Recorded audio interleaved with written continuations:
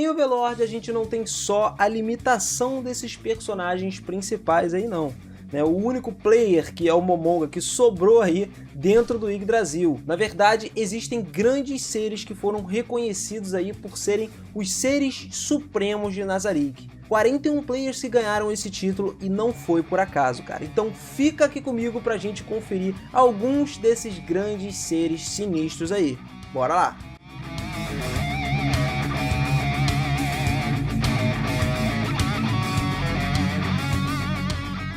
Para tudo que você tá fazendo agora, cara, e presta atenção no que eu vou te falar. Mano, nós liberamos finalmente o membro aqui do canal. Você que quer ter acesso a vídeos extras, lives 2 vezes por mês e até chegar a ganhar um brinde por mês aí, finalmente é a sua oportunidade. Nós estamos liberando aí o membro, então vai lá dar uma conferida que eu tenho certeza que você vai curtir pra caramba. Vai ter muita coisa maneira, além de você ter acesso a vários conteúdos exclusivos para membros aqui no canal, beleza? Tamo junto, hein, cara? Vejo você lá. Fala, seus otakus! Beleza? Eu sou o Biras e sejam muito bem-vindos a mais um vídeo aqui do canal. Quando a gente fala de supremacia, a gente sempre pensa em poder, um cara forte. Pois é, exatamente isso. Só que antes do Yggdrasil ser anunciado, o fechamento, existiam aí seres muito poderosos, tão poderosos quanto o próprio Ainz. Claro que haviam algumas disparidades aí de poder entre eles, cara? Alguns mais fortes, alguns mais fracos, mas não é disso que a gente veio falar aqui. A gente veio, na verdade, apresentar pra vocês, falar pra vocês quem eram esses caras. Mas antes de começar, eu queria avisar pra vocês que eu não coloquei os 41 não, tá? Eu separei 10 seres desse pra fazer o vídeo. E isso vai ser dividido em partes, porque, cara, se eu fizesse todos os 41 em um vídeo só, ia ficar um vídeo gigantesco, né? Então, se você curte Overlord, é claro que você vai deixar o seu like aí pra ver as próximas partes aqui com a gente, cara. Deixa o seu like e se inscreve no canal com o sininho ativado, porque senão você vai perder, cara. Você precisa ter esse sininho ativado para receber as notificações aí bonitinho quando lançar vídeo novo aqui no canal, para você ver as próximas partes, cara, e vir correndo, que com certeza vai ter essa continuação, beleza? Então vem comigo, bora lá começar a nossa apresentação aí dos seres mais sinistros, 41 seres supremos de Nazarick. Dando início aos nossos seres supremos, nós temos Peroroncino, o irmão mais novo de Buku Buku Shagama. E além disso, também é o criador da Shauter Bloodfallen. Peroroncino era conhecido na guilda pela sua perversão e amor aos jogos, aqueles jogos H-Games. Ele era um cara muito apaixonado por heróis e falava abertamente disso com todos os amigos da guilda, principalmente com o Momonga, cara. Além disso, a personalidade dele era totalmente refletida na criação de Shauter Bloodfallen. Ela, por exemplo, foi projetada para ter um número de fetiches maior do que todos os outros NPCs de Nazarick. Segundo seu amigo Momonga, ele era considerado um tipo de pessoa que gostava de brincar, Peroroncino não gostava da ideia de prejudicar a relação entre os outros companheiros ou entre ele mesmo e os outros companheiros dele lá. Enquanto ele jogava, ele se tornou um grande amigo de Momonga e Hubert, e os três juntos formaram uma aliança sem dinheiro. No entanto, ele acabou meio que traindo essa confiança, a confiança dos dois, agindo por conta própria. Ele acabou desfazendo essa promessa aí, comprando um item com dinheiro feito pro personagem dele, ou seja, ele mudava só a estética do avatar dele dentro do jogo. Peroroncino era o mais especializado em combates de longo alcance dentro da guilda Ainz Oogun. Se a gente colocasse ele situado numa área grande e aberta, ele poderia demonstrar seu verdadeiro poder atacando facilmente até mesmo a 2 km de distância. A tática favorita do Peroroncino era se esconder e em seguida acertar o oponente com o arco à distância. Era uma bala e acabou. Portanto, ele foi considerado um cara proficiente em ataques de longa distância usando explosivos, tá? Por outro lado, ele também é inferior em algumas áreas mais fechadas, ele não é tão efetivo assim.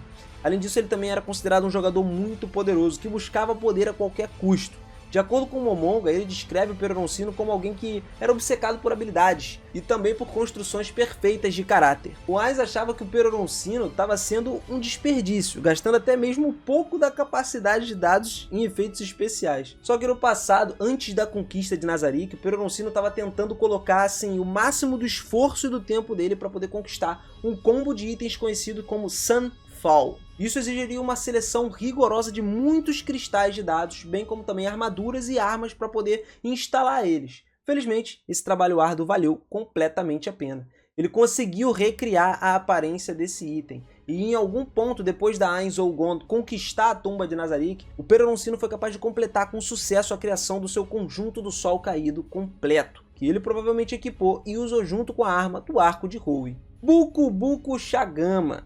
Ela é uma das 3 mulheres membros da guilda Ainz Ooal Gown. É a irmã mais velha de Peroroncino e criadora da Aura e do Maré. Bukubuku Shagama tinha uma natureza alegre e gostava de pregar sempre peças nos seus amigos, né? Ela às vezes pode ser até um pouco travessa com os amigos do próprio irmão dela, como o caso do Momonga. Mas quando ela age séria, aí é outra coisa, que ela costuma agir assim mais com o Peroroncino, né? Ela usa um instinto de noção que o irmão mais novo deve simplesmente obedecer ao que ela fala. E foi justamente esse relacionamento dela com o irmão dela que influenciou diretamente no par de irmãos Aura e Maré. Bukubuku Shagama é especializada em habilidades defensivas. Ela tinha o título de The Unsinkable. Pois é, ela era muito habilidosa como jogadora e desempenhou um papel de comandante dentro da guilda.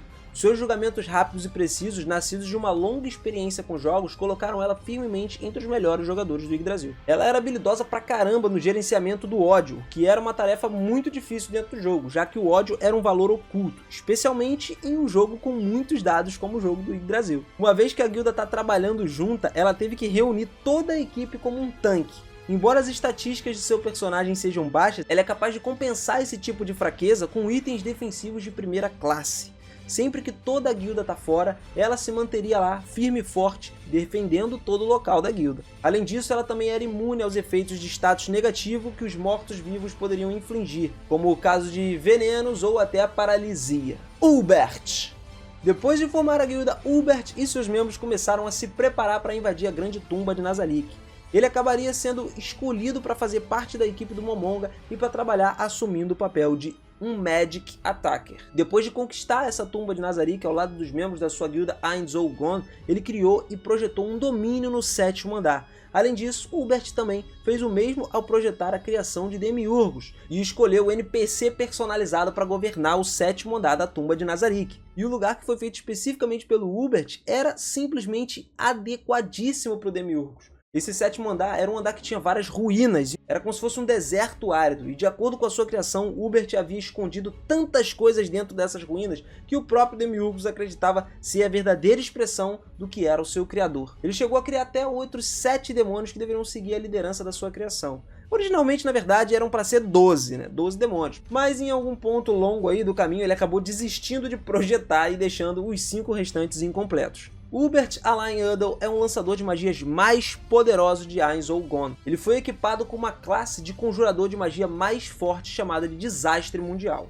Uma classe com um incrível poder de fogo e magia destrutiva. Além disso, ele também tornou os níveis de várias classes com alto poder de fogo e se especializou ainda mais a sua habilidade ofensiva. E como resultado, seu dano de explosão foi simplesmente incomparável entre os 2 primeiros membros da guilda. Só pelo poder de ataque, o Ulbert estava facilmente entre os 5 primeiros da guilda, mas ele ainda tinha uma fraqueza. Embora ele tivesse um amplo suprimento de MP, a sua taxa de consumo superou isso, cara. Em outras palavras, ele meio que queimava o MP bastante rápido, usava um de seus poderosos feitiços e consumia o MP todo. E depois que ele dominou o poder da classe Desastre Mundial, ele conseguiu ganhar um novo feitiço conhecido como a Grande Catástrofe em seu arsenal. Takemi Kazuchi. Esse aí é um dos candidatos escolhidos por Punitomoe para trabalhar no partido do Momonga.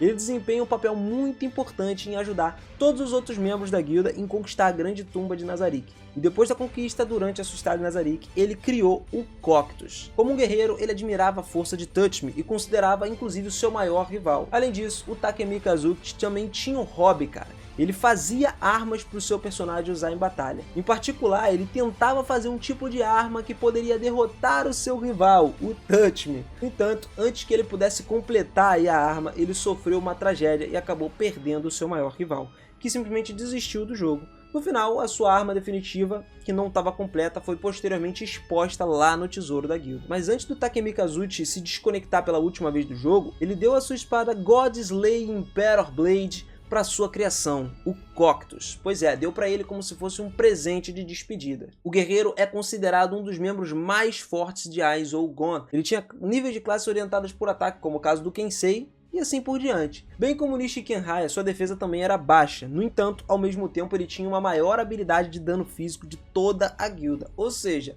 ele podia ter uma defesa fraca, mas se ele te acerta um ataque, meu irmão, tu não segura não. Tábula Smaragdna. Como membro da guilda Aizougou, ele fazia parte da elite da guilda. De acordo com Momonga, Tábula, na verdade, era bastante versada no conhecimento de tradições ocultas. Além disso, ele adorava Gapmo e assistir filmes de terror. E foi com base nesse conhecimento e nesse gosto dele que ele acabou se inspirando para criar os seus NPCs, Albedo, Rubedo e Nigredo. Tábula também aparentemente coletou um manuscrito de obras inspiradas com direitos autorais no mundo real e converteu eles para formatos e livros dentro do Yggdrasil. Tábula costumava armazenar esses livros lá na biblioteca da Grande Tumba de Nazarick, no 10º andar. Por outro lado, Tábula teve uma participação até que considerável, com cerca de 20% dos mecanismos menores em toda a Grande Tumba de Nazarick. Os seus designers anormal acabavam consumindo grande parte da capacidade de dados gratuitos de Nazarick, o que fazia os outros membros reclamarem bastante. Assim, ele teve que assumir a responsabilidade por isso, por essas ações, e acabar pagando por muitos itens lá para poder expandir a capacidade de dados da Tumba de Nazarick. Agora, em termos de puro poder destrutivo, Tábula é lançador de magias mais forte até do que o próprio Momonga. Ou seja, temos aí mais um cara superior ao Momonga dentro da lista. Hirohiro. Hirohiro escolheu entrar no Yggdrasil durante seu último dia antes do encerramento para passar um pouquinho de tempo lá junto com o Momonga, cara. A gente chegou a ver ele meio rápido na história aí. Na vida real, ele era um assalariado que estava sendo meio que perseguido aí por causa de um trabalho numa empresa negra, numa empresa oculta, cara. Mas ele não se aposentou de jogar o Yggdrasil, não. No entanto, ele ficou aí uns 2 anos sem logar, cara. E a raça do Hirohiro é um Elder Ouse, que é famoso por sua especialidade em ataques do tipo ácido. Pois é, embora a classe de trabalho esteja repleta de classes de monge, por exemplo, ela ainda assim não é muito boa para lidar com danos. No entanto, seu poderoso ácido é muito eficaz em batalhas PVP e PKs. Ele meio que dissolve todo o equipamento do jogador inimigo. Seus níveis de classe fortalecem suas habilidades corrosivas ainda mais, a ponto de que eles poderiam mesmo quebrar uma imunidade de alguém. Como um slime, o Hirohiro tem um detector de movimentos muito sensível e ele detecta as vibrações em um raio de 100 metros de distância. No entanto, a desvantagem dele era que o Hirohiro não podia simplesmente usar a visão ótica sem um item mágico. Porque ele era um lodo, mas era incapaz de ver além do raio de sua visão. E se a gente for considerar um inimigo a longa distância atacando ele sem ser notado, aí já são outros 500. Então ele podia ser derrotado, por exemplo, como alguém como o Peroroncino, se ele chegasse de longe e desse uma flechada no nosso querido Hirohiro. Só que ainda assim ele considerava um movimento muito útil dele de poder saber a tipo 100 metros de distância se alguém está chegando perto ou não. Bellriver. Bellriver interpretou no Yggdrasil como um cavaleiro mágico. Embora não tenha sido especificado pra gente se esse título aí era de uma classe de trabalho ou uma termologia do próprio jogo, como lançador de magia, por exemplo, ainda assim a gente pode supor que esse título se refira ao anterior ou até a um tipo de jogador com uma combinação de guerreiro em uma classe mágica. E como um espadachim mágico, ele era do tipo alternativo entre espadas e feitiços, No entanto, ele era pau pra toda a obra. Ele meio que não dominava nada, tá? Ele era bom nas lutas e tinha habilidades como jogadores bastante altas, mas mesmo assim também ele não atingia o nível mais top dos tops. Nishikenhai. Ele fazia parte do grupo de Momonga designado por Punitomou para ajudar a desempenhar um grande papel para dominar a Grande Tumba de Nazarick. Posteriormente ele passou a criar o seu próprio NPC conhecido como Narberal Gama, enquanto permanecia lá dentro de Nazarick. No início, inclusive, ele não deu muitos detalhes sobre o seu avatar, e assim fez com que ele parecesse ser simplesmente suave, sem traços característicos. Apenas alguns membros da guilda tinham visto o corpo real de Nishikenhai, e até onde nós sabemos, ele era o melhor membro da Aizougou em lidar com danos físicos gerais. Como ele concentrou seu personagem em stealth e tratamento de danos, a sua capacidade de defesa era muito baixa. Só que, além disso, o Nishikenhai usou suas habilidades furtivas para ser capaz de desferir um único golpe, por exemplo, que poderia superar até mesmo o guerreiro de Takemi Kazuchi. Embora Nishikenhai não seja bem como um personagem de puro escotismo, ele é capaz de fazer um reconhecimento que ninguém consegue fazer. É um personagem simplesmente especializado em furtividade, e ninguém jamais escapou dos seus olhos. No web novel, por exemplo, o Wise observou ele como um meio golem e disse que ele tinha uma força incrível. Então, entre os 41 membros da guilda, o dano físico causado por ele, por uma única varredura da espada dele, é algo que é simplesmente incomparável. Punitomou. Como um jogador duro, Punitomou ganhou muito conhecimento jogando vários jogos diferentes, Assim, ele foi uma pessoa-chave para o Aiz Gon, principalmente no desenvolvimento de novas estratégias. Embora suas horas de trabalho parecessem ser longas, ele ainda tinha muito tempo livre de sobra. Assim, o que ele fazia? Ele passava o tempo livre coletando informações, assistindo filmes ou jogos e até navegando na internet. Punitomou criou o básico de Peking for Dummies, que incluía tomar medidas drásticas para aprender o máximo de informações possíveis sobre os jogadores alvos e fazer o player kills, né? Matar os outros jogadores. Como estrategista da guilda, foi ele quem definiu todas as estratégias fundamentais que foram usadas para controlar os outros jogadores. Seguindo a máxima de Sun Tzu-de, a batalha está concluída antes mesmo de começar. Ele simplesmente planejava meticulosamente todas as operações, pesquisando e coletando todas as informações disponíveis sobre o inimigo dele. E depois ele simplesmente ia lá e resolvia com um rápido ataque furtivo. Taticamente, Punitomou usa métodos de PK, que são os Players Killers, né, a matança de jogadores, no qual ele chama de esmagamento, e ele usa isso com grande sucesso. Seu nível de trabalho é totalmente focado na classe do tipo comandante, o que ainda melhora mais ainda a habilidade dos outros membros da sua própria equipe. Amano Maritotsu, um ferreiro e líder dos artesãos da guilda, criador do ferreiro-chefe. E assim como outros membros da guilda, ele tinha classes de artesanato, né? Até tem níveis de classes de combate básicas, então meio que ele poderia lutar com qualquer problema e até certo ponto. Como sua construção continha aulas de artesanato, Amano Maritotsu sentiu que era um fardo durante os ataques a masmorras, por exemplo. Mas mesmo assim, ao lado dos seus dois membros companheiros de guilda da classe de artesanato, ele ficou parado lá atrás como sentinela de entrada na grande tumba de Nazarick. Mas quando os seus membros eram poucos e não tinha muito o que fazer, onde todo mundo precisava lutar, ele simplesmente abandonou esses níveis de ferreiro dele e partiu para a pancadaria. No entanto, depois que sua guilda conquistou a tumba de Nazarick com sucesso, ele se reconstruiu como especialista em artesanato. E depois que o Yggdrasil lançou os Powered Suits no jogo, ele acabou adquirindo um depois de saber que mesmo aqueles com níveis de trabalhos baseados em manufaturas poderiam, por exemplo, entrar em combate usando eles. E aparentemente ele estava secretamente muito confiante que isso ia dar certo. Então no momento que ele colocou o Powered Suit em combate contra o Peroroncino, ele simplesmente foi destruído, cara. Exatamente. Durante essa batalha simulada ele acabou sendo destruído. E depois disso, o terno nunca mais foi visto e foi usado por ele naquela época. Galera, esses são apenas 10 dos 41 seres supremos. E olha que eu vou falar pra vocês que a gente viu poder pra caramba aqui, mano. Eu tentei trazer o máximo de informações possíveis pra vocês sobre cada um deles, mas também combinando aí com o tempo de vídeo, né? Porque senão ia ficar um vídeo muito gigante. Então a gente tem que combinar informações com o tempo de tela, cara. Então eu tenho certeza que você vai querer, você não vai querer perder os próximos vídeos vindo aqui do canal, principalmente os vídeos dos seres supremos, né? Então faz o seguinte, deixa seu like aí embaixo, deixa o seu comentário também e é claro, já vem com a gente preparado pro próximo, cara. Fazendo o quê? Apertando aqui do lado e se inscrevendo no canal com o sininho ativado. Sabe por quê? Porque a gente sempre vai te manter informado, a gente sempre vai trazer pra vocês momentos épicos dos animes, falando de personagens, reviews e muito mais coisa, cara. Tem coisa pra caramba nova aqui no canal. Galera, muito obrigado, não esquece mesmo de ativar esse sininho pra você receber as notificações. Vejo vocês lá no próximo vídeo, tenho certeza que vocês vão curtir pra caramba. Até a próxima, fui!